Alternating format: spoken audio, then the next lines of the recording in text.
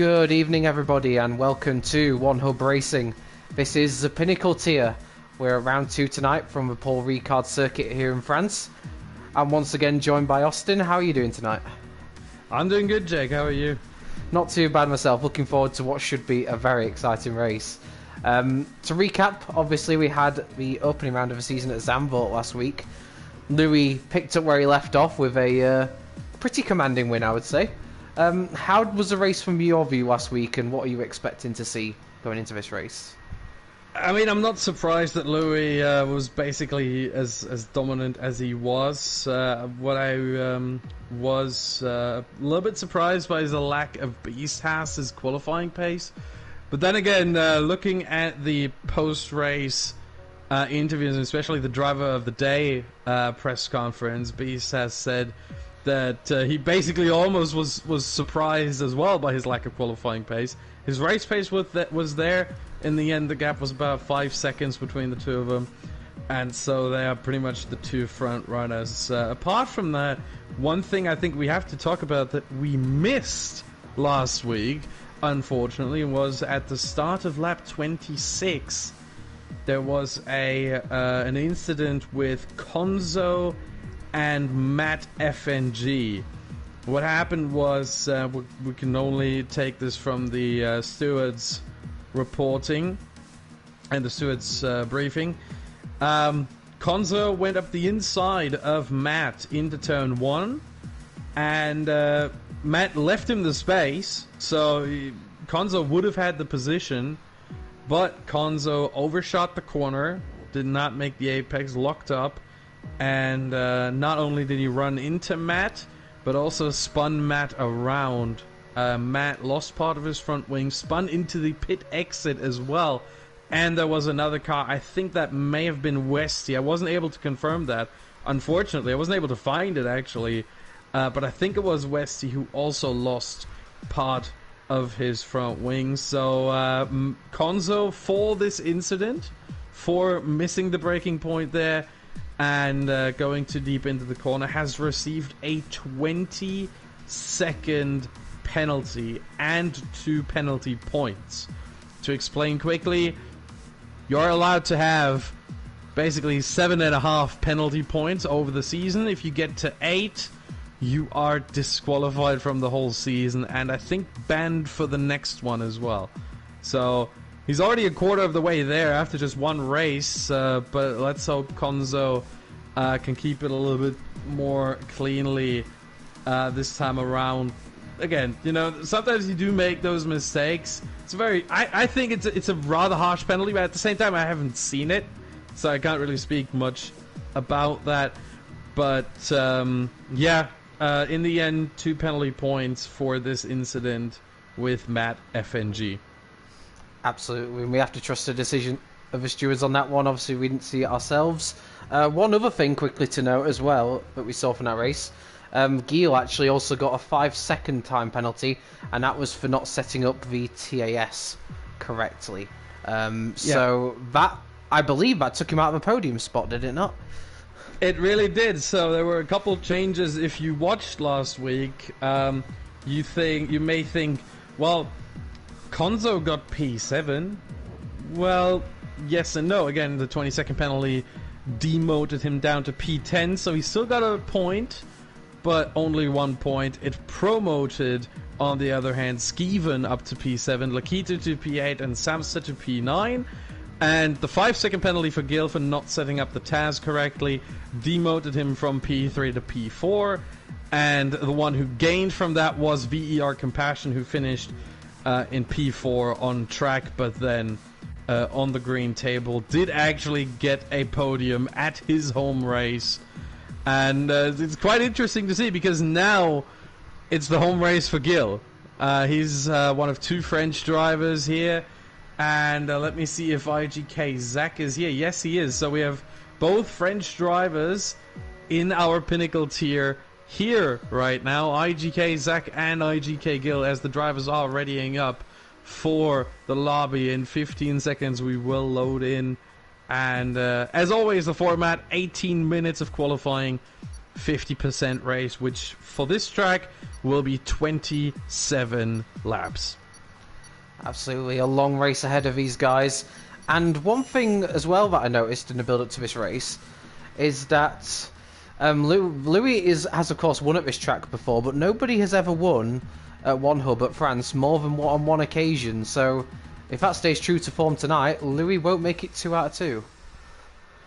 Well, I would have to check because it may have changed already, considering we had 2 tiers that have already completed their races.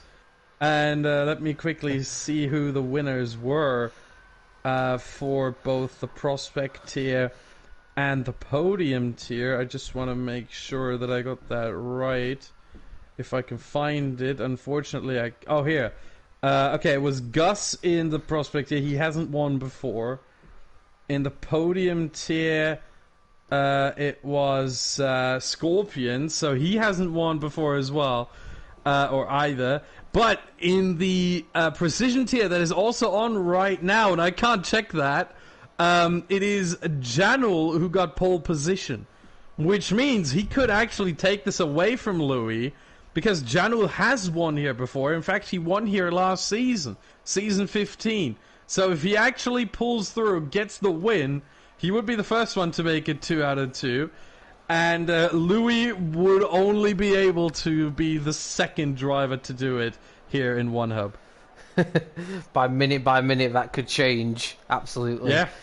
I tried to keep an eye on that, but obviously, to all of you who are watching, you're probably better served to keep an eye on that, as you can have multiple screens open. I really can't.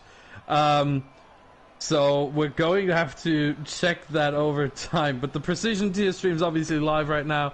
They are running, and we have one driver out of the pit lane right now, and that is Harry BR25. He's the first and only one to go out and try and set a lap time. Absolutely. I want to ask you a quick question, actually. This was something I intended to ask you at the start of the stream. So, in terms of this track, Paul Ricard, now, it's fair to say, in real life, we haven't actually seen too many great races around this track, but yet, on the game, you do tend to consistently see great races here. So, what I want to ask you is, what do you think it is about this track that makes it not so good to watch in real life, but always delivers a cracker on the game? I think what it is for one, obviously, that as realistic as the game is, as much simulation as is in it, it's not fully realistic. So, for example, if we look at the whole section of turns 5, 6, and 7, it's very hard to follow another car in or through that section, and then down the back straight into turn 8, into the chicane. You don't have, usually you're not close enough in real life to actually mount a challenge. On the game, it is quite a bit different. The dirty air effect isn't as strong, as pronounced in the game as it is in real life, even though it has gotten stronger this season, so it might be more realistic now, and it might make for worse races actually, even though it's more realistic, which is kind of unfortunate, but at the same time, we do love some realism. So we'll have to see how that unfolds, but I think it's still not pronounced enough compared to real life. So that's part of it. And then I think as well, one thing that always plays into sim racing being more exciting than the real equivalent is that you have nothing to lose in sim racing. If you crash, you just get out of your office chair, or if you have if you have some sort of proper cockpit setup, maybe from our sponsors, Next Level Racing, then you just get up out of that Next Level Racing cockpit, and you go to the fridge, get a drink or whatever. Like, you're fine. If you have a crash in real life, in the worst situation, you might not make it out of the car. So that is something that always plays into sim racing being generally, I think, more exciting to watch, and especially around a track like Paul Ricard, where you really only have about 2 to 3 overtaking opportunities. That's very true. And speaking of Next Level Racing, got to give them a lot of credit. Our sponsors, they will be providing rigs to the winner of the Going Gets Tough award. That's not awarded to a Drivers' Champion. That's actually awarded for someone who puts forward a lot of commitment over the course of the season to One Hub itself, and perhaps rewards somebody who isn't always taking all the headlines, and I think that's a very good award to have. It really is, yeah. It's one thing to give something to the drivers' champion, you know, the people that always get the recognition anyway because they're just that quick and that good. It's a totally different thing to sort of celebrate the unsung heroes, the guys that show up every single race day and that always drive to the end, even if it's in P10, P12, P15, wherever it is, they still keep going. The dedication that it takes to do that is just remarkable, and so One Up decided to award that with the Going Gets Tough award at the end of the season. Plus the media day stuff, you know, press conferences, pre-race interviews, post-race interviews, the driver of the day press conference, all that sort of stuff also plays a huge role. And it's very great to see more and more drivers participate in that, because quite frankly it gives us more to talk about. Let's be completely honest here. It gives us a lot more to talk about. Yeah, you need all the juicy gossip and want to find out how the drivers are feeling, you know. Watching them on track, that's only half of the equation. You want to know what's going through their mind, what their expectations are, and that adds an extra element to it as well. For instance, I was having a look at SOR Hamilton, who believed he had the pace to be in the top two, but unfortunately was a little bit put under the cosh, so to speak, during that qualifying session we had, which you may remember, of course, we went from wet to dry conditions, and that ultimately caught him out. And around a track like Zandvoort, it made his race a lot more difficult than it perhaps would have been if it had just been a normal qualifying session. So perhaps we see it as a 2 or 3 way fight between certain drivers, but hearing that from SOR Hamilton suggests that now we know that he thinks he could be in the mix as well. Possibly, but at the same time, he also said his goal for this race is qualifying in the top 10, like he did last week. He did get P10 in the end. Finishing in the points, so top 10 race result. And interestingly, what he also said was one of the questions asked to all the drivers was whether they expect any safety cars around this track, which I found a very peculiar question to ask around a track as open. If you just look at the track, how much runoff area there is, it's a very peculiar question, I think. And a lot of the people, including SOR Hamilton, said they don't expect any safety cars around here. It's so much runoff area. That's basically the gist we got from most drivers. Some said they're hoping for safety cars. There was, I remember, Larkin said he's hoping for a safety car. He might need it. That his words, not mine. I want to be very clear about that. There was Compassion, who said he expects at least one safety car. And Matt... Oh, sorry, no. MMA Slash. My apologies. MMA Slash went a bit further and said 2 safety cars is what he expects. And I have to say, I'm very surprised by that. Most drivers said no safety car. Westy, Hamilton, as I mentioned, Skeven, they all said probably not going to happen. I gotta say, I have to agree with them. Yeah. And I'm just actually watching Louis out on track at the moment. I saw actually in the chat that he predicts Zach to win, which is an interesting statement from somebody as successful as Louis has been. He's actually gone out on track on the medium tyres for his opening qualifying lap. But does that maybe suggest to you that he's not quite as confident as he usually would be? Could be. But at the same time, I think maybe he is confident. And think about it this way. If he goes out on the mediums and maybe he wants to start on the mediums, although I'm not sure that he actually does, because I think this is just for a banker lap and he invalidated, as I say that. So that's one thing we're gonna have to watch out as well. Watch out for as well. But yeah, Louis, I think he's even more confident. He goes out on the mediums, doesn't even try to set a proper banker lap. Just, you know, goes for a little stroll out on the track, and then later on he goes for the real lap But at the same time, yeah, I'm not surprised that Louis says maybe Zach is going to win here. Zach hasn't been in One Hub before this season. He is a new driver. He has never participated in a One Hub race before. In fact, this is his debut right here at his home track. So he's new, but he has made a lot of headlines outside of One Hub, and he also has made a lot of headlines on qualifying night. If you remember, he was the fastest driver, faster than Louis.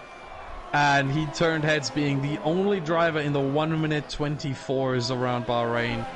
No one else was able to do that. So Zach is certainly someone who's very dangerous to Louis. And it reminds me a little bit of the Season 14 battle between Louis and Blizzard. They were very close in terms of pace, and they were going back and forth. And so I wouldn't be surprised if Zach can be a similar rival to Louis as CRG Blizzard was 2 seasons ago. And I think as well for Louis, I don't think he'll mind having that rivalry. I think when you are at the top, you always want someone to keep pushing you. That's where you find that extra bit of motivation from, and Zach certainly provides that. I have to say that. I don't know about you, but that Skeven lap has surprised me a little bit there. He's just gone to quickest over Zach. It has to be said the times are very close at the moment. But that's a very impressive lap from Skeven, and I thought for one he actually had a pretty good race last week. He started on the hard compound tyres, he really made them work, and I thought he actually recovered some good points after what was a difficult qualifying for him, so he could be one to watch out for. Certainly. There are a couple drivers to watch out for, and when you mentioned that it's very close right now, I can tell you right now from the time trial leaderboards that I always look at, everyone from... Where do I make the cutoff? Let's say from P3, the third fastest driver, which was Irelati Westy, to the 14th fastest driver, which was IGK Zach. Surprisingly, maybe he didn't practice that much in time trial and just did some more offline once he was happy with his time. All of those drivers were within 1/10 and 300ths of a second, so 1300ths of a second between P3 and P14. 127.013 to 127.138. It's incredible. The only two at the top who fell out of that, who were too good, basically, were Glock, who was more than a 10th ahead of Westy, and then, of course, BDG Louis, who was another 10th and a half quicker than Glock, so 3/10 ahead of everyone else. But apart from that, it's really, really close, which is surprising considering the length of the track. I mean, we're talking about a 1 minute 27 right now. The expected pole time, I think, is around 1 minute. We're going to get into the 1 minute 26s most likely, especially with the track heating up a little bit. As you can see, it's getting clearer. The track temperature is at a nice 29 degrees Celsius. The air temperature at 21. So, it's getting warmer, it's heating up a little bit, so I wouldn't be surprised if we see some times that are definitely better than what we're seeing right now. These are banker laps for most of the drivers, and we'll see some improvement in the last 5 minutes. And one other thing to mention as well, one of the many unique things about One Hub, of course, is that the drivers will have to make 2 stops in the race. That is mandatory for One Hub, and that adds a different element as well in terms of strategy. So what usually you'd consider to be quite a simple 1 stop, the drivers will have to make 2 stops. If they don't, they will receive a penalty, but I don't expect anyone to forget that. What do you think that will do in terms of strategy? What can you see unfolding there? Well, before that, I just want to say this race right here last season, season 15, was the first race where they reintroduced mandatory 2-stop rule. Was broken for the first time by Carlsberry in the precision tier last season. He actually forgot to make his 2nd stop, and he was subsequently disqualified from the race. And he was on for a podium position. If he had followed the 2-stop, he probably still would have gotten a podium position. He had the pace. but he forgot right here at the second pole, Ricard. What does it do, the mandatory twist-up, in terms of strategy? Well, I think for one, it makes the qualifying more interesting because the drivers have at least 3 sets of soft tires for qualifying. But they only have 1 set of the mediums. And some of them have none. You know, you have 3 different, they're called tire distributions. So you have 3 different options. You can either go for 4 softs and nothing else. You can go for 3 softs and 1 medium. Or you can go for 2 softs, 1 medium, and 1 hard set. And I think most drivers probably went for either the 3 soft and 1 medium, or 4 medium, 4 soft, sorry, 4 softs. And what it does is it just opens up the qualifying, and then in the race, it's going to make it a bit more difficult, actually. The medium to hard, the tires last long enough to easily make it to the end. A potential soft medium strategy. One, you have to worry about the tire temperatures. They might get a little bit overboard here. And 2, the tire lifespan. The soft tire really does not last long. We might see some drivers go for soft medium instead of soft medium soft. So it's really a tricky situation, and it's going to reward those who have put in some practice on both compounds of tire. I saw actually in the media interviews that a lot of drivers basically said that, you know, I think Westy was among them, who said that basically they just do 10 minutes of time trial before the race. That can't be ideal, surely. Surely you want to do a bit of running on as many tires as possible, like you say, to get that feel for... Because depending on what track it is, different tires react very differently. Yeah, definitely. Just think about, for example, a lot of drivers were talking during qualifying night, which was held at Bahrain during the day. A lot of drivers were complaining about the tire temperatures. So day and night makes a difference. The track itself makes a difference. Obviously, for example, it's very easy to keep the tires in check around, let's say, Monza or Austria, where you have tracks that have very few corners, and those corners aren't exactly too challenging. It's quite easy to keep the tires in check. Then you have, obviously, a track like, let's say, Vietnam, which is our season finale, or Singapore, which isn't on the calendar this season. But certainly those are tracks where it is quite challenging to keep the tires in check, because you have that many corners, and you have that many corners in quick succession as well. So France, in that regard, as the qualifying is really heating up now, and Cliffy has retired. Is that in the pit lane, or where did that happen? Yeah, it's in the pit lane. The yellow flag is around the pit lane there. But yeah, France is a track where the soft tire might give him some trouble. Mediums and hards, not so much, but the hards I don't think will be used too much here tonight. I also want to draw your attention to, there's only 20 seconds left of a session. Louis is down in 14th, having set his only lap time mediums, and he's not coming out again. So yeah, he left the session. He got dropped from the session. He was I don't know if he was kicked. I don't think he was like actively kicked, but he certainly got disconnected from the session, and he was not able to rejoin. So for Louis, this is massive right now. He's going to have to start. I think he just rejoined. He's going to have to start from P14 on the grid, and here goes Compassion. Provisional pole position right now, but will it hold up? Skeven is coming across the line. He has invalidated. Same with Zach. Zach will not start from pole position. Gil has retired. Midnight is in the second sector now. Let's see who else is coming near the line. There's a McLaren. Got Josh in the final sector, and he's improving. Yeah. Oh yeah, it is Josh. Oh, there's someone else. Oh, that was Westy. Westy in P10. I see. Now we have Josh coming around the final corner. Small lock up into there, but he got it turned in. Yeah, S.O. Hamilton did not improve P13. Here comes Josh. 27-2, just misses out P2. for Josh. My goodness. We still have Beastaz coming along. Midnight as well.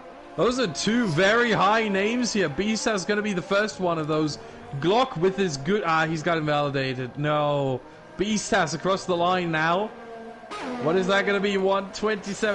The time is ticking and he does slightly improve, but no position. And Midnight's doesn't... Oh, he does improve as well, but also no position gain. So it will be VER Compassion.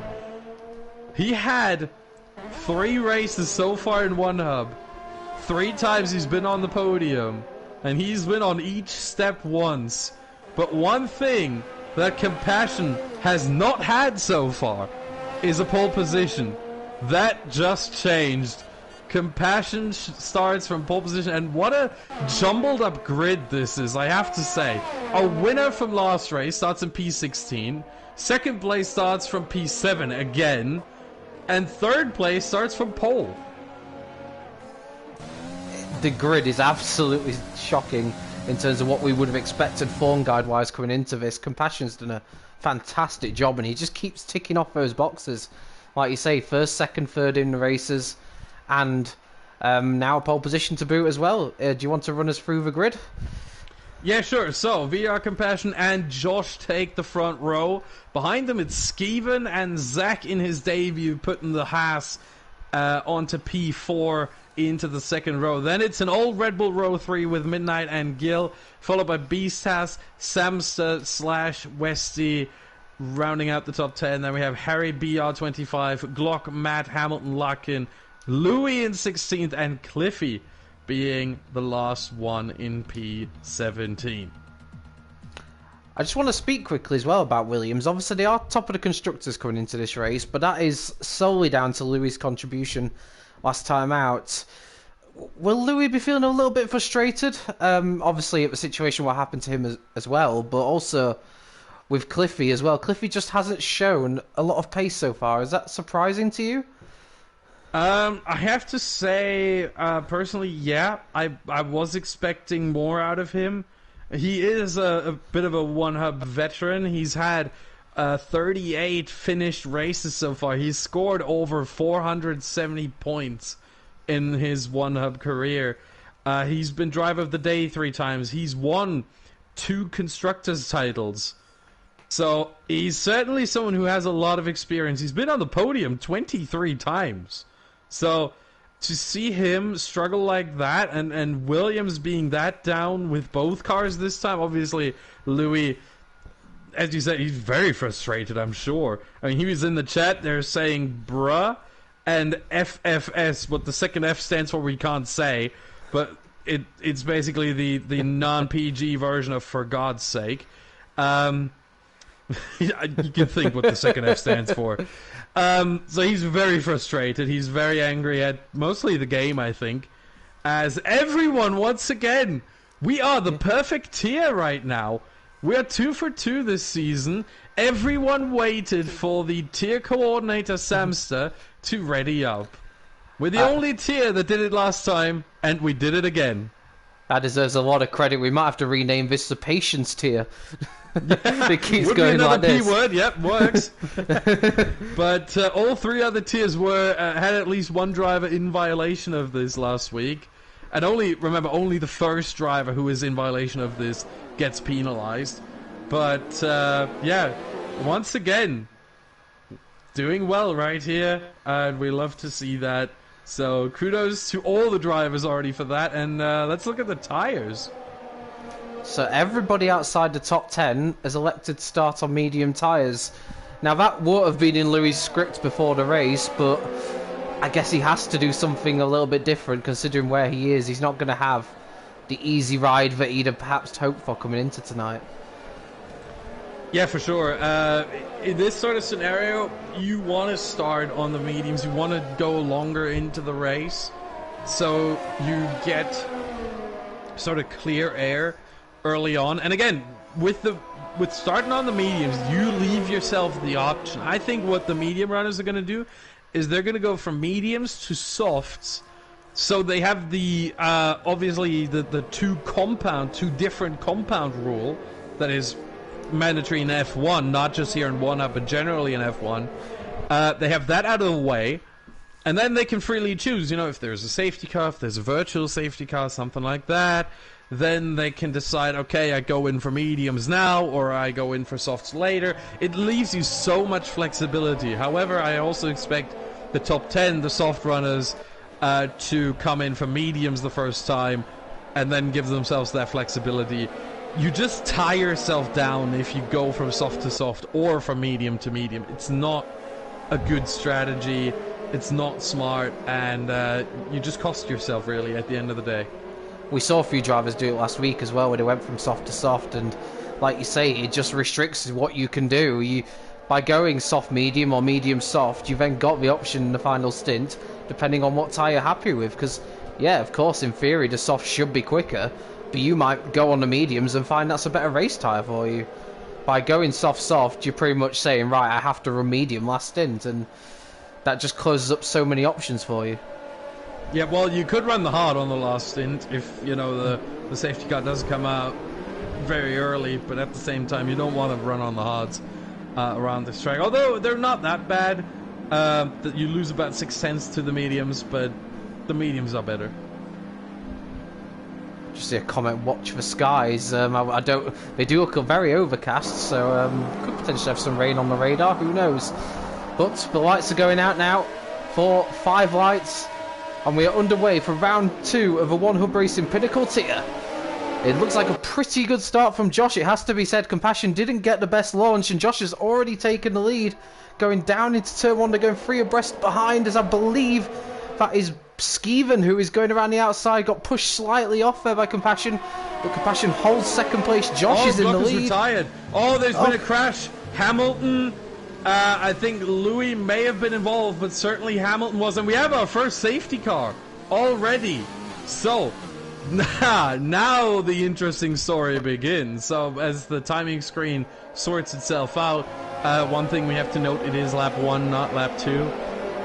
So there's a little bit of an issue there. But yeah, Glock, that is on the exit of turn 2, where he got collected, I think, by SOR Hamilton, who has no front wing damage, surprisingly. Larkin, however, he doesn't have front wing damage, let's just say that, because he has no front wing. It's complete, the base is gone. The base of the front wing is gone. He has the nose, and that's it. So Larkin is certainly going to have to pit. I don't know what he did there, but he's going to have to pit. And thankfully it's a mandatory 2-stop, so doesn't hurt him too much. Plus it's safety car, so he won't lose time, just positions. But yeah, interesting first lap this. Turns 1 and 2 are very tricky around here, so I'm not really surprised. I am surprised that we do see a full safety car instead of just a virtual one. But then again, Glock's car was on or near the track. In fact, it was on the track. It's still on the track. It's still not removed. Maybe we can see it from Compassion's view if he gets there in time. Louis is... Oh no, that is the safety car thing. We've got a lot of drivers in the pits, and I wonder if that's all down to damage. I noticed Louis had some damage. Josh has also pitted, and he was in the lead, so I didn't see him collect damage anywhere, so maybe that's just strategic. I'm not too sure. I think it is. I think it is. For Louis, yes, they do change the front wing for him. It's interesting that the racing points double stacked. Josh in P12 now, Westy in P14. Might actually be a smart call. They will be able to catch up to the safety car line, so that should be fine. But what I'm thinking here is if we look at what tires they started on, and we see that Josh and Midnight and Westy started on the softs. They went on to the mediums. They just wanted to get rid of these softs. I think that's a smart call. From this point onward, this has just become a one-stop for them. For Louis and Larkin, I'm not so sure. It could still be a one-stop. They can go medium to hard to the end now. That's a possibility. They don't have to use the softs. They can do the normal medium to hard one-stop that you would usually do if there weren't a mandatory 2-stop rule in place. So all 5 of these, here's the thing, I would have definitely gone into the pit lane if I was in this race. And I'm surprised that 11 drivers didn't. Because a pit stop under the not under the safety car, under green flag conditions in the dry, costs you 22.5 seconds. If you can do this under the safety car, that's oh, Harry's in the wall. Why is Harry in the wall? Well, I saw that earlier Harry had left the session and rejoined, so I don't... The only thing I could maybe guess is maybe he'd rejoined taking over his car at a really bad moment. I don't know, but... Even then, he's not moving. And he got disqualified for being parked in a dangerous location. Even though that location was not dangerous, I think it was just because he was parked for like 10 seconds. And that usually disqualifies you. So very, very weird stuff, this. Harry out of the race. And I don't think through any fault of his own. But not drivers, people in the chat are saying rain any minute. I don't see it. It is overcast, but I don't see it just yet. Just a quick call. I wonder if he's had some sort of contact with Midnight, because Midnight has got from wing damage and he's fallen to the back of the field. Oh, yeah? I was going to bring up Midnight, actually, because I found an astonishing stat about him as well. He's had 44 one-hub race starts, and he's got points in every single one of them. But this is not... I mean, now I've mentioned this stat, he's not looking in the best shape to keep that going tonight, and that's a very unusual one, I have to say, and he will have to go a full lap now before he can pit, and to add insult to injury, I'd be very shocked if a safety car didn't come in at the end of this lap. Yeah, I'm not so sure about that. It might take a lap longer, but then again, the lap here is very long, at over 5.8 kilometers. It's the 5th longest track on the whole F1 calendar, and there you go, safety car in this lap actually. It's also the 3rd longest lap, the 3rd longest track on our 10 race calendar, so definitely a lot of distance, and so the safety car only stays out for, well, in this case 3 laps actually, but drivers behind the safety car for 2 laps. Yeah, it's a question, Midnight, should he come in now or not? I think at this point it doesn't really matter too much, so just turn it into a 1-stop, go into the pit lane now, and from that point on you just have to do 1-stop and not with the damage. I think I see rain. I think I saw a few drops there. I could be wrong. My eyes could be deceiving me. Yeah, no, you are. It's right, yeah. There are some drops, not many, but some drops coming down. That's good for the soft run. Is Compassion going, Compassion just takes a very wide line, and now restarts. Oh, that is a good restart from Compassion, I have to say. Skeven is rather close, though. Gets a better run, I think, out of the final corner. But is he close enough to overtake into turn 1 as we are back under green? Absolutely. Beastas had quite a slow restart there. He's dropped quite a bit behind Giel, and he's under a bit of pressure from Samster. But it's a good restart from our race premium member Compassion, and it's gone pretty ideally well for him so far. And in fact, Zach's looking very dangerous behind the back of Skeven. He looks for a move down the inside. That's a brave one if he pulls that off, and indeed he did with a little bit of rubbing. But he got the move done. That was very opportunistic, I have to say. Yeah, and Gil is the next one trying to get past Skeven. It seems like Skeven does not have the pace right now. Maybe he just doesn't like these conditions. That is my first thinking right now. He doesn't like that the rain is coming down, or he didn't warm up his tires for the safety car restart. That's a very good point. Like I say, you've got to get those tires in the right temperature window, and maybe Skeven hasn't done that, and ultimately it's cost him not 1 but 2 places. We've got Zach up to 2nd, Giel up to 3rd. A quick shout out for Cliffy, who's up 8 places to 9th place on the grid. So maybe he heard us at the end of qualifying and he's looking to prove a point. But that's a good opening to the race for the Williams driver. Well, yeah, but at the same time, it's because a couple of drivers pitted, and I think Cliffy would have been served better if he also pitted, even though it would have been a double stack with Louis in 12th. Oh, we've got Zach now over the back of Compassion. Zach is very, very fast at this restart, it has to be said, and he's looking like he wants to get that race lead quickly. You can already see a tiny bit of, I think that's spray coming off some of the cars. So we might not be too long here until we're on intermediate tyres. This rain is actually falling a lot quicker than it was initially. Yeah, but still not enough to get out the intermediate tyres. It would have to get stronger and stronger, and it seems like it's only picking up marginally over time. So we might be in these conditions for a while. So the ones who pitted onto mediums, they may have taken the right call here as... Incredible racing between Josh and Hamilton, who went side by side through a series of corners in the opening sector of a lap without contact. Ultimately, Josh has got a place, and now Hamilton has to beware behind him because Louis looking for a move up the inside into the Minstrel chicane, and he's got the move done very nicely indeed into turn 8, and that was a very important move for Louis because those two were slowing each other down, and it was important that he got past them as quickly as possible. Oh, and Zach has spun! Zach has spun! Disaster for Zach. He looks so quick at the restart, but he's gone round, and that has really put pay to his race. These conditions are catching out drivers now, and it's... I think I know what happened. It wasn't necessarily Zach's fault. I think Zach and Compassion went side by side through turn 10, through Senior, and what happened was this flat out corner in the dry became almost flat out, and DRS is now enabled after the safety car restart, so it is still dry enough. Zach was on the inside, Compassion on the outside, and they came together, and Zach then spun. I think that is what happened. One thing that we have to maybe explain is that on this game, on F1 2020, just like on F1 2019, if you have two cars side by side, due to the physics, if they do come together in a corner, the car on the inside tends to be the one that gets spun around, whereas in reality, obviously, it would be more likely the car on the outside that gets spun around. Maybe that's a deliberate game design choice by the developers, by Codemasters, to discourage dive bombs.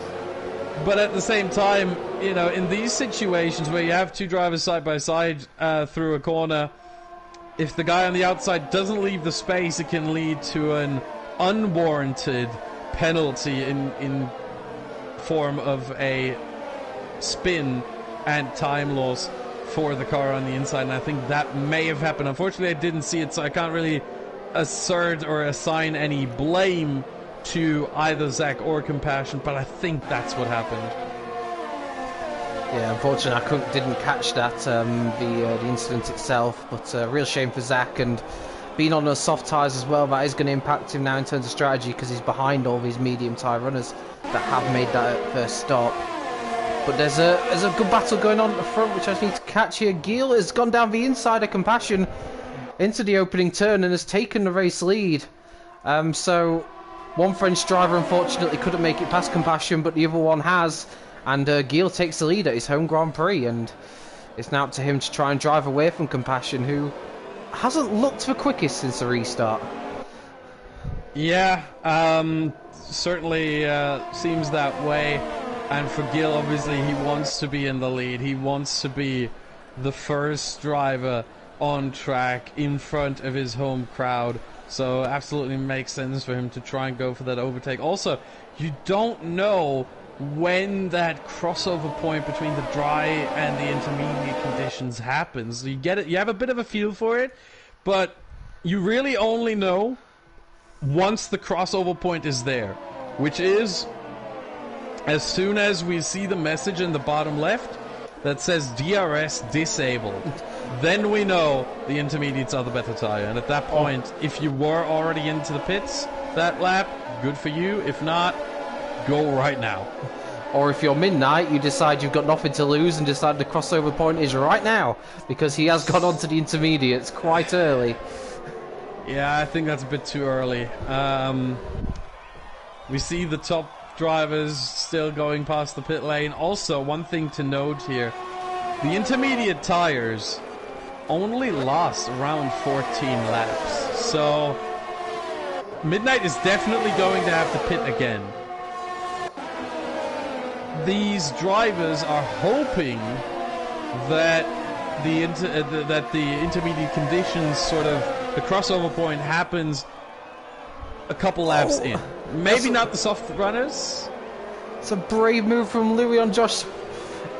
And he's made it, but Josh has been pushed a little bit wide and has picked up a penalty in the process for doing so. I'm not sure he had much choice in that.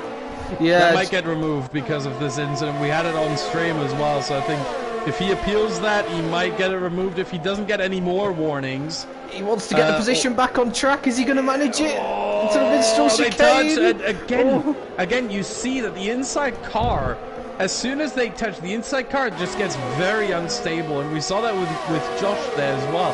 He was able to hold it, thankfully, but his car did get unstable. Wanted to spin to the left. Cliffy's made a move stick on Slash, has he? Oh, that was a brave move around the flat out turn 10. That was incredible. And Cliffy has made his way up into 7th place. I couldn't help feeling at the time that Slash was holding up some of these cars. But it looks like he's starting to drop a few places now. And that was a brave move from Cliffy. A corner that's usually flat out, but maybe he wouldn't have been in these conditions, as Louis now tries to follow his teammate through down the final corner. A bit of a dive, but I think thankfully there Slash saw him coming, and Slash is going to lose another place to Josh. They're going to be side by side going to turn 1. Yeah, Josh has got the place on Slash, so Slash has lost 3 places in half a lap there. What a disaster for him.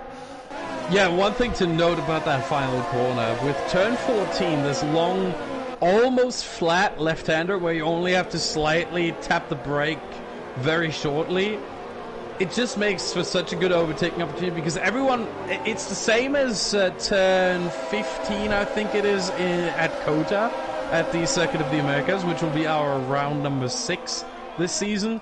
You just have a corner that has a very wide entry and then is very slow as well. So if you can take the narrower entry, then you are at a point where you can sort of dive up the inside, and that turn 14 can set you up very well for that overtake, as we saw with Louis. So great surprise overtake. You don't expect it in turn 15, but it certainly is possible.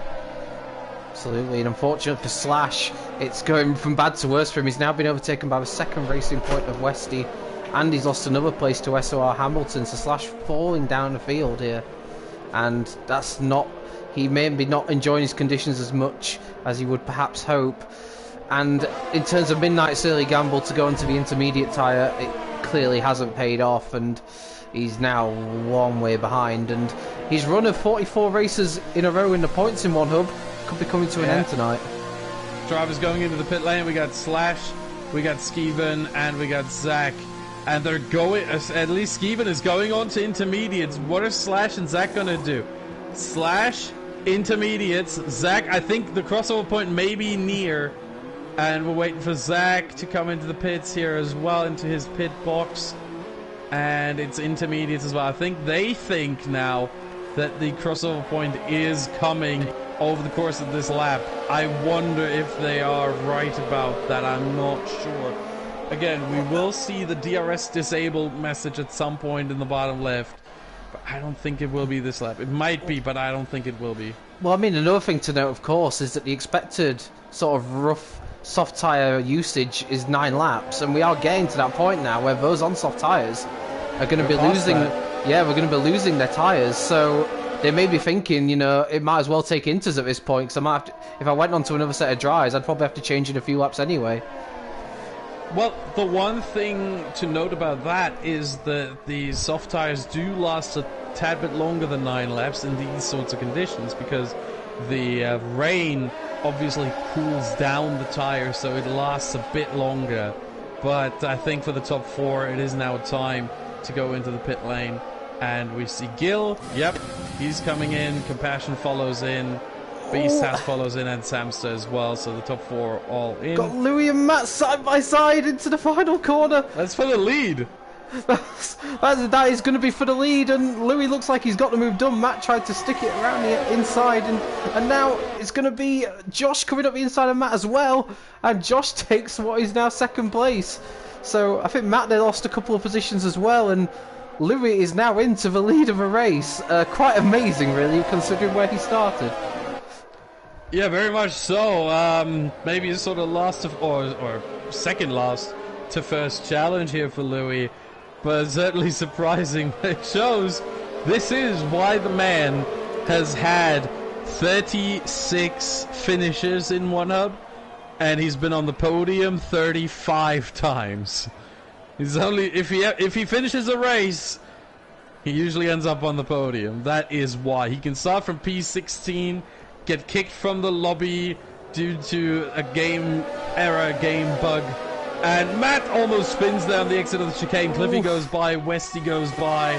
Yeah, the conditions get trickier and trickier now. And the medium tires are now getting to a point where they start to struggle. So they lost 14 laps. That's why Hamilton picks a penalty after going through one of the signs off the racetrack. I've just noticed something very interesting. I don't know if he meant to do this, but Gil has gone for another set of soft tyres.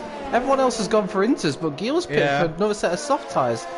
Do you believe that was deliberate, or do you think that's a mistake?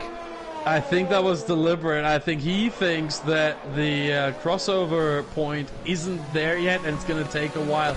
If it ever comes, Matt FNG now in the pit lane, maybe this is the right gamble here for Gil. If this pays off, yeah, he stays out. Otherwise, he would have come in now. This was deliberate, and I think this is a fantastic gamble. I do like this decision because it's such an unusual decision. You would think, oh yeah, let's try the inters instead. He's like, nah, it's still good enough for dries. We're gonna stay out on dries. We're gonna put on another set of dries, and then we'll hope that the crossover point, if it ever happens, that it happens at lap 14 or at the end of lap 13 or later. Because then you can take the inters to the end. Looked for a split second there that Matt was about to overtake the Ferrari Beastas, but he made a mistake out of turn 2, and in fact he's fallen behind his teammate Samster. So Matt there losing a position out the pits, and it looks like it could be a fantastic call from Gil, because you just look at the time difference between him and Compassion, who is behind on the intermediates. He is massively quicker than him. Yeah, and that's what I'm saying. I think this might be a really good call. It's risky, but if it pays off, it's the call of the century, basically. So it's gonna be very, very interesting how this plays out.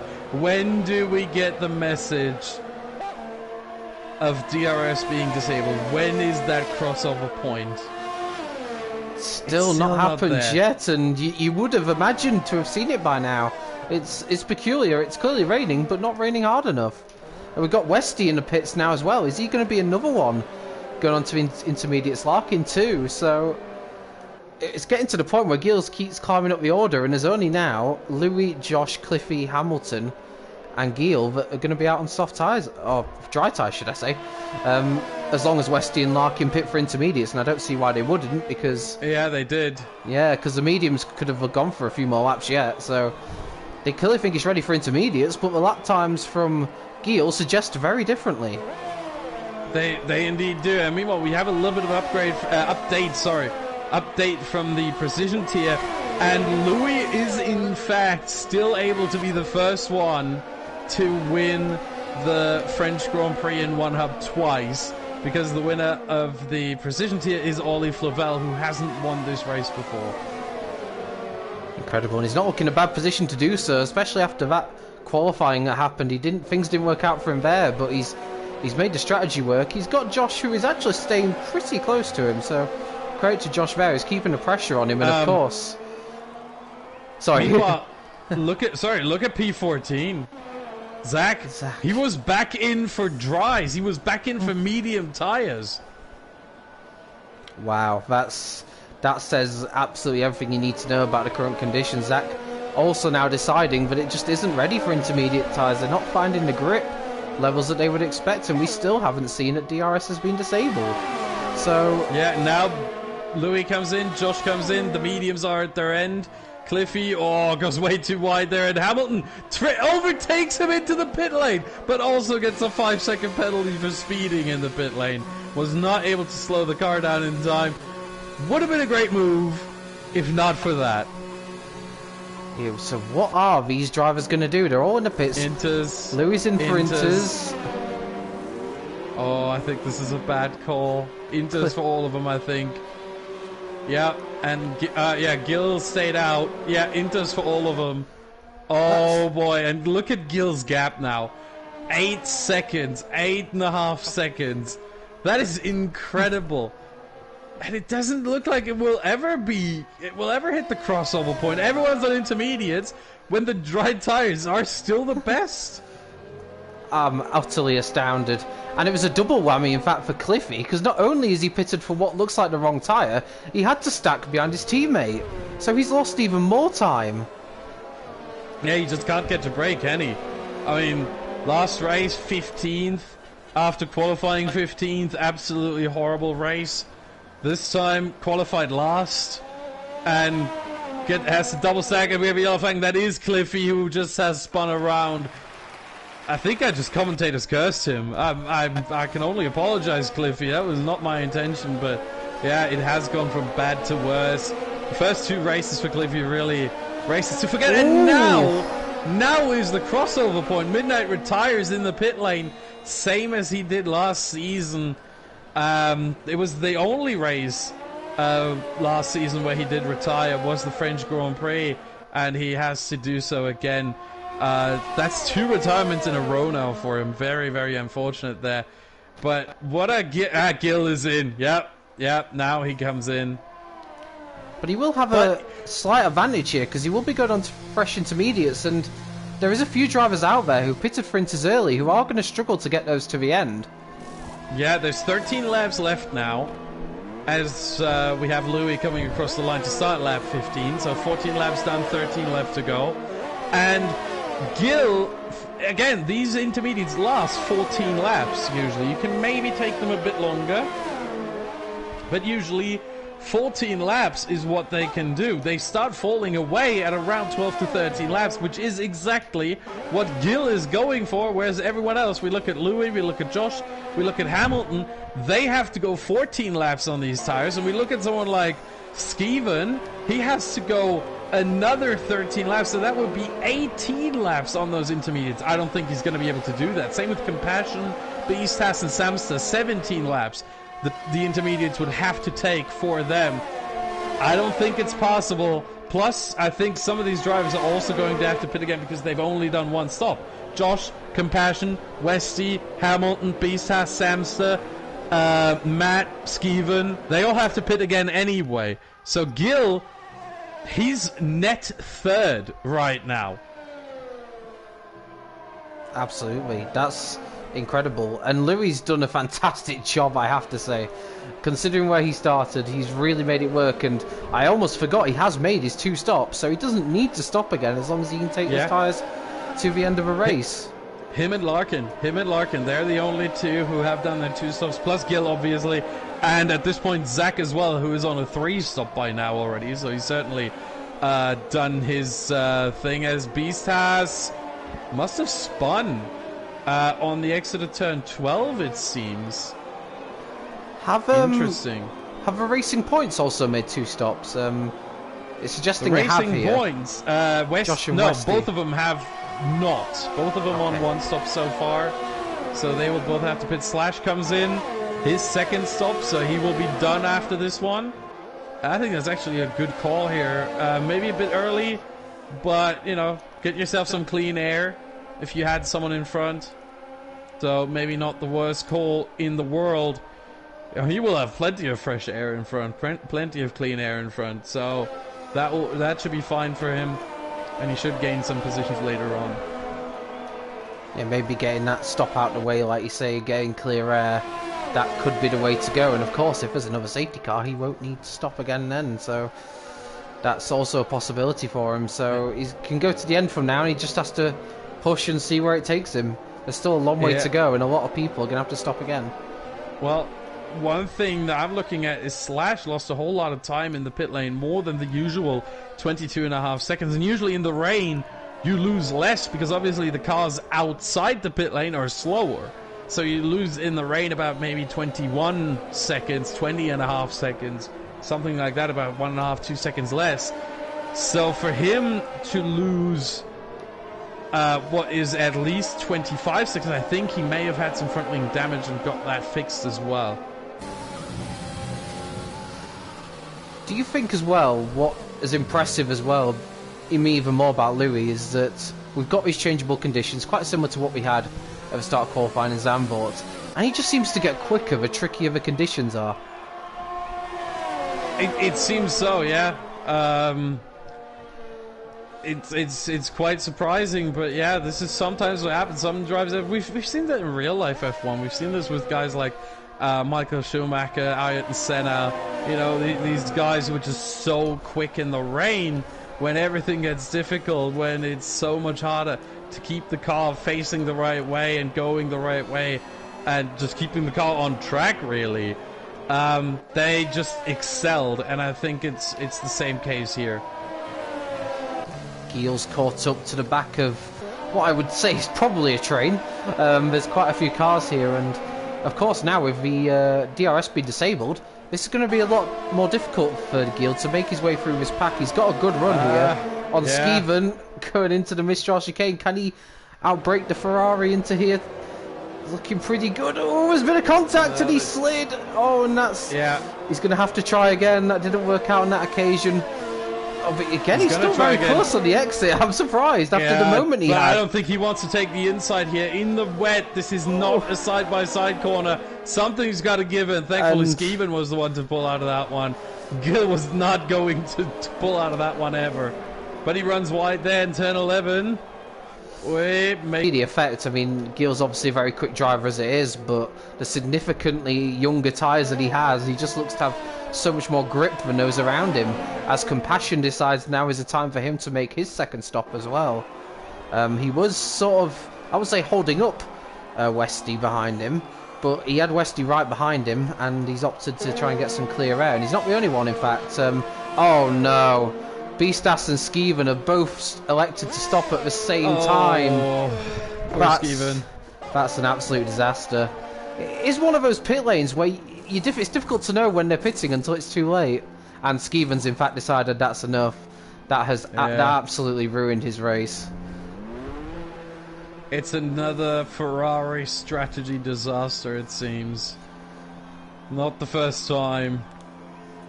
Hopefully the last time, but you know, with Ferrari, you never know.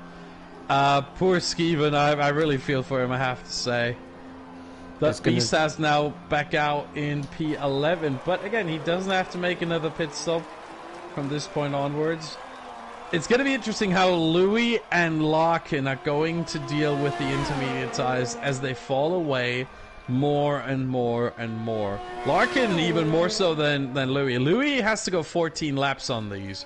Larkin has to go 15, and I said the lifespan is 14. If he makes them last a bit longer, I'm going to say well done, Larkin, but he's going to have to do that. He's going to have to really nurse these tires home, and I think that's what we're seeing. He's not close to Samster. He's not trying to battle with anyone. He's just running his own race, taking care of the tires, and that's what you need to do in these conditions right now, and with this sort of situation that he finds himself in. As Samster now comes in for his second stop. Yeah, saw him dive into the pitch just behind the battling duo of Westy and SOR Hamilton. To come back to Ferrari briefly as well, like, they were second in the constructors coming into this race. They had a really excellent time of it in Zandvoort, but it's gone to an absolute disaster here, and unfortunately we've seen it too many times from Maranello, strategic errors, and that's surely got to be up there in literally rule number one of what not to do. Yeah, don't double stack. I think that's that maybe that should be pinned to the wall, to the pit wall at Ferrari. But yeah, it's very, very unfortunate in the end, and Skeven fell victim to it. And it didn't help Beastas either. I mean, it's a lose-lose situation. Going back to Gilles, who is right behind Matt now. Is he going to try and move into Mr. Chicane? Nope, it's better of it. Not quite close enough on this occasion, but he's right there with him, and of course he's got much fresher intermediate tyres than Matt ahead of him, so he'll be fancying his chances to get through. He may potentially have to try going down the inside into here, but no, thinks better of it. It wasn't, again, just not quite close enough. Oh, and a massive moment for Matt, and I don't think there was contact between them, but Matt just lost the rear of the car, and now in fact gives Gilles the position a lot easier than he perhaps would have expected. Yeah, and I'm pretty sure Gil is very happy with that. The less battling, the less traffic, the better for him right now, because he still has to catch up to Larkin. And if he does, as Westy and Hamilton now go into the pit lane, I think Westy was just looking at what Josh does, and if Josh comes in, he stays out. If Josh stays out, then he comes in, and that's exactly what happened. And not just him, Larkin as well. Why is Larkin coming into the pit lane? Maybe he thinks he can't make it on these intermediates. He would have been allowed to, but maybe he doesn't have the confidence, and he has front wing damage apparently as well. They're changing his front wing, so maybe that's why. Oh, that's a disaster for Larkin. Things were looking so good for him, but getting front wing damage, especially in these conditions, is costly. Oh, and very close coming out of the pit, so that was Compassion just getting past Westy as he exited the pit lane. The nature of his pit lane exit means that when you are side by side with someone, it can end in tears, but thankfully Compassion just had the edge on him. But these two were very close before they pitted, and they're still very close now, but Westy will have the advantage of slightly fresher inters. Yeah, there's one thing the stewards noted in the stewards briefing is Slash retires now.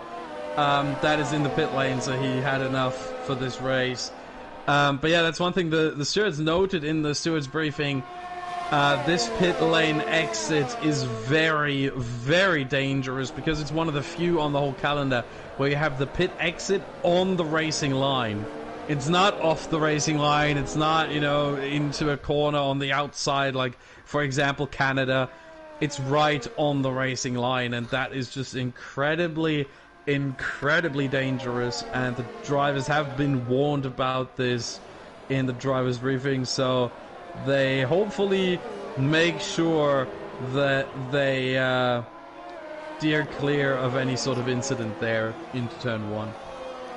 Oh, side by side there, more side by side action as SOR Hamilton squeezes his way past Beasthouse into 8th place, as we've got Josh and Cliffy both in the pits now, so they will make their final stops of the race. And well, it'll be interesting to see where they come out. Now we've got, of course, got Louis leading ahead of Gil, and there's quite a gap ahead. As long as Louis can keep hold of those tyres, he's looking fairly good here to become only the first one-hub driver ever to win 2 races at this track. Yeah, he could very well be, and the strategy call, I think, was pretty good from him. He got a bit lucky, I think, that the rain did then actually finally come. But pitting on lap 1 onto another set of mediums was the call to go for. And then just being patient for the rain to actually get strong enough. And this seems like this is his to take. And unless we see another weird sort of crossover period from this light rain to completely dry conditions, which it doesn't look like we will see that, only Louis can beat Louis. Just looking here, Compassion is firmly in a battle here for 4th place, and this could potentially be Compassion's first one-hub race off the podium. He's in 4th. I guess he wants all the positions. He's had 1st, 2nd, 3rd. Now he's going for 4th. He probably doesn't want that to continue in that downward trend, but he's got a tough battle here and to hold on to 4th, because he's got Westy and Samster right behind him at the moment, and they have got marginally fresher intermediates, but I don't think he'll make too much of a difference at this stage. But ultimately, I just don't think he looks overly comfortable in these conditions, and he's going to have a hard job keeping that pair behind him. At the same time, wouldn't it be poetic? In the first 3 races, he's been 1st, 2nd, and 3rd. Now it's his 4th race, he gets 4th. Wouldn't that be something? I don't think I've ever seen this in any league that I commentate for, whether it's OneHub or any of the others. Obviously, we don't name them here.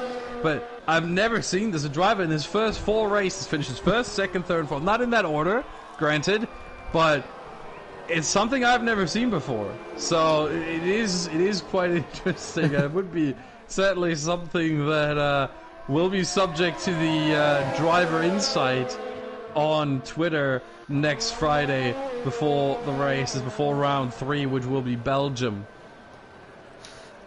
I just want to say this. I definitely wouldn't want to talk to Compassion after his 20th race if that pattern continues. Yeah, that wouldn't be too great. Let's hope it doesn't continue too far. But at the same time, he does have the talent to make himself a mainstay in the top 5. He's shown it time and time again. He's shown it last week. He's shown it in his first 2 races last season in the precision tier, how dominant he was. He's shown it here again. He's struggling a bit in these rain conditions, but generally he has the pace. He qualified on pole position, for crying out loud. You can't just do that if you have no or not enough talent or not enough skill. So he definitely has both of those, and he should make himself a mainstay in the top 5 here in the Pinnacle tier. That's a risky dive bomb from Samster on Westy. They're still alongside each other.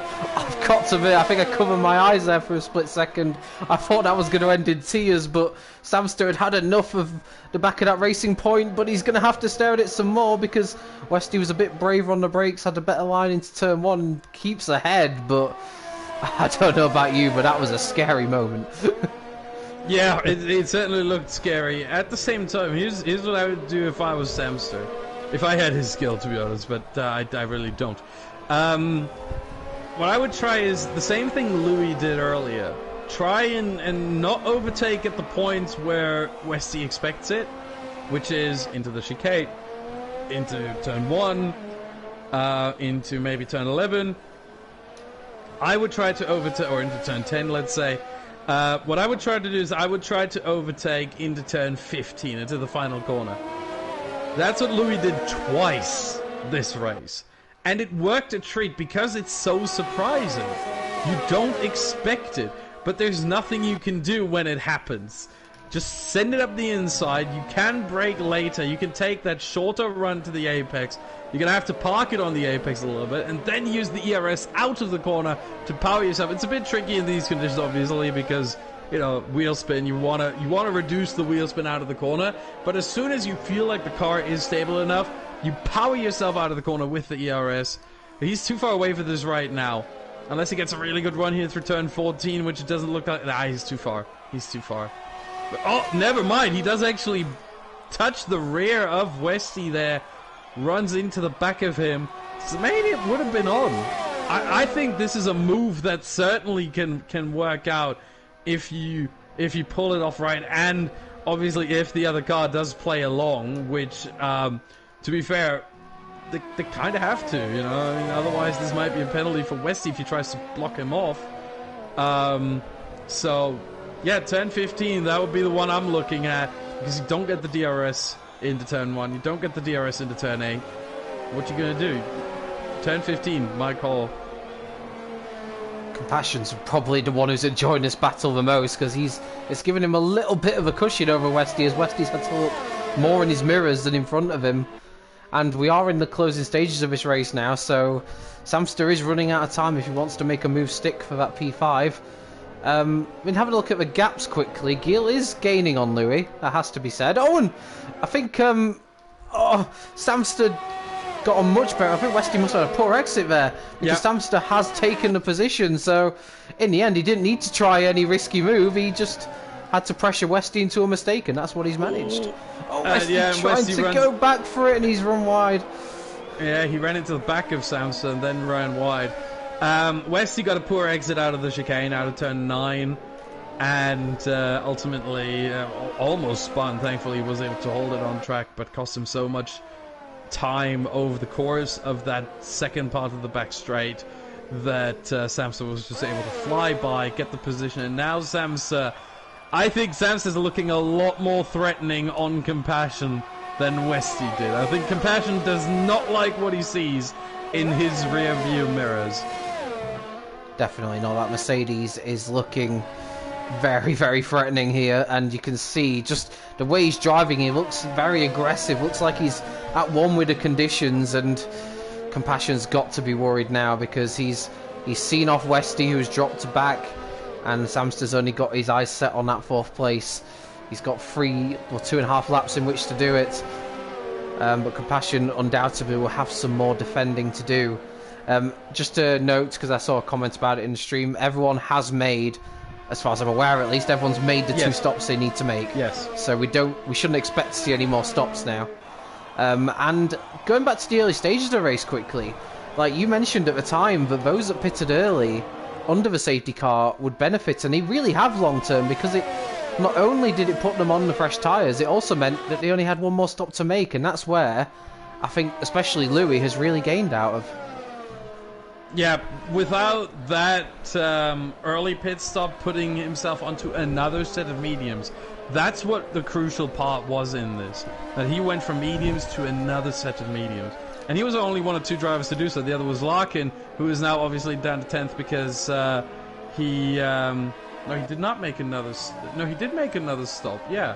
For some reason, it doesn't show up on the TAS, but he did indeed... yeah, he did make 3 stops, even though it only shows 2 on the TAS. On our telemetry. Yeah, Louis, you see it right then. And just think about Larkin. Just do the math in your head right now. He's 32.8 seconds behind Louis. If he doesn't make that third pit stop from inters to another fresh set of inters, that's about 20 and a half, 21 seconds. So he would be right behind Gil in P3 right now.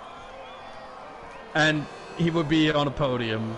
So he pitted a bit too early. He was a bit too eager to go off the mediums and onto inters. Just 1 lap or 2 too early. As Compassion almost loses out of turn 7. My goodness. And he's now under huge pressure from Samsa. But yeah, Larkin just... If he was less eager, he would have been on for a podium. And I think that's what he's looking at after the race and thinking, man, if only. It's a massive moment, and races like these, they do ultimately come down to strategy more than race pace, and that's ultimately where some drivers have fared a lot better. And we could come back to look at this when, you know, we've finished the final round at Hanoi, and we might come back at that as a championship defining moment for Louis. That might result in him winning the trophy, and it's worth noting that Liam 1-3 is sponsoring the trophies for this year, so a massive thank you to him for that. And, you know, when all is said and done at the end of the season, it's moments like this that we could look back on and think this is where the championship was won and lost. As Samster puts a brave move on Compassion. I say brave move. Compassion almost, I won't say let him through, but you'd expect a tougher defence from that with so little of the race left.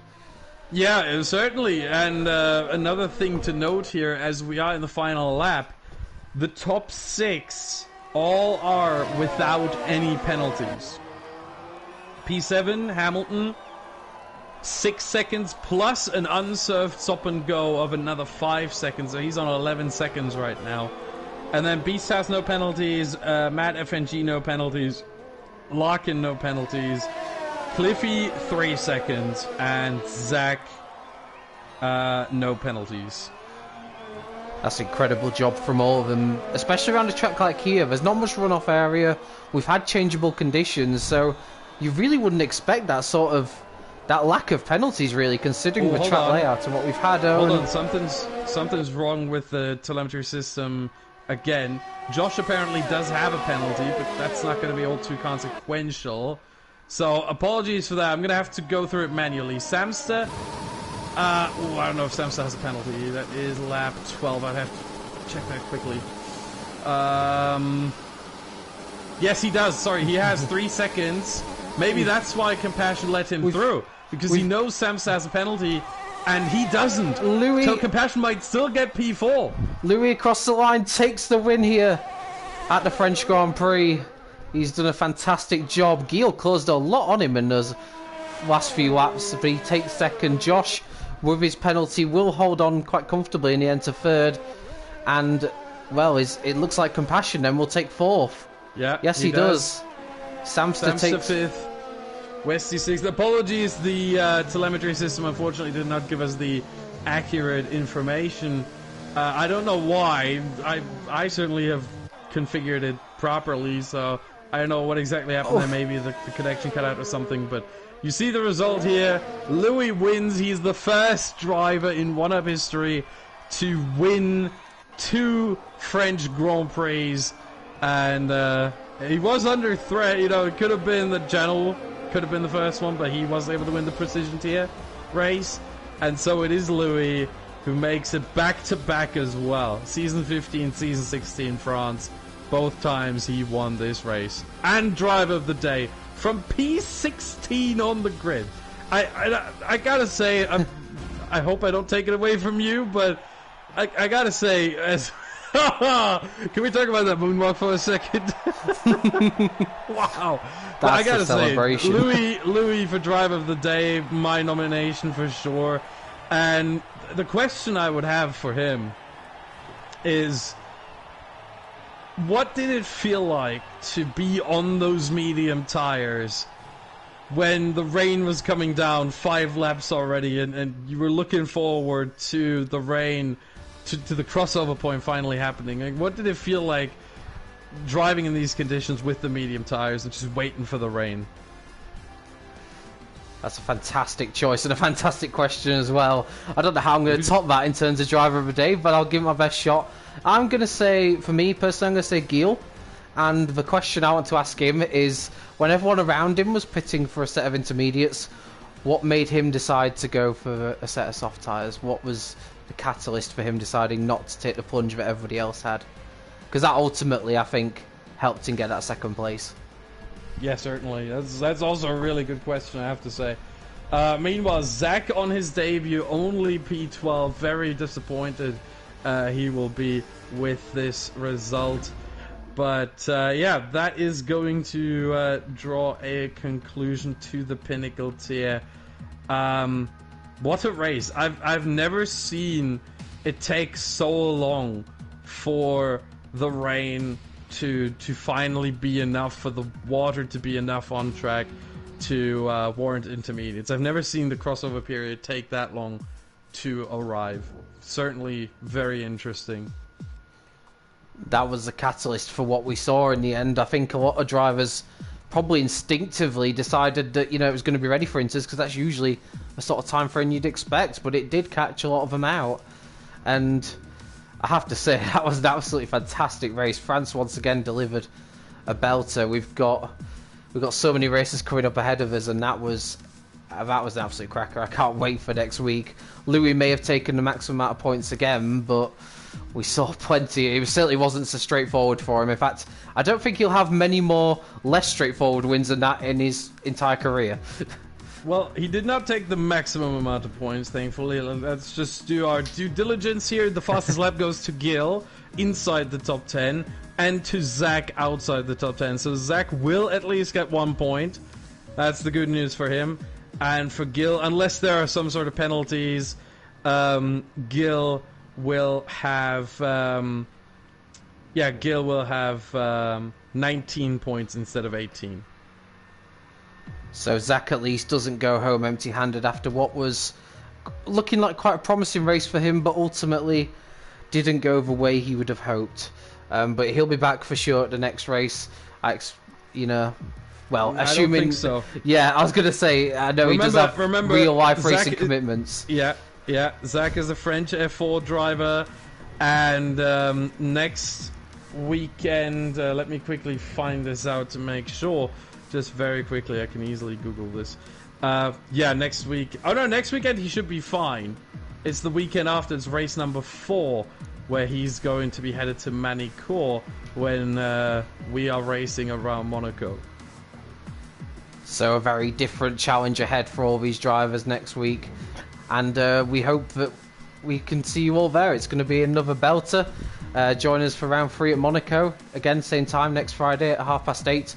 With myself and Austin, we look forward to seeing you there. So, from both of us, it's goodbye, and we'll see you next week.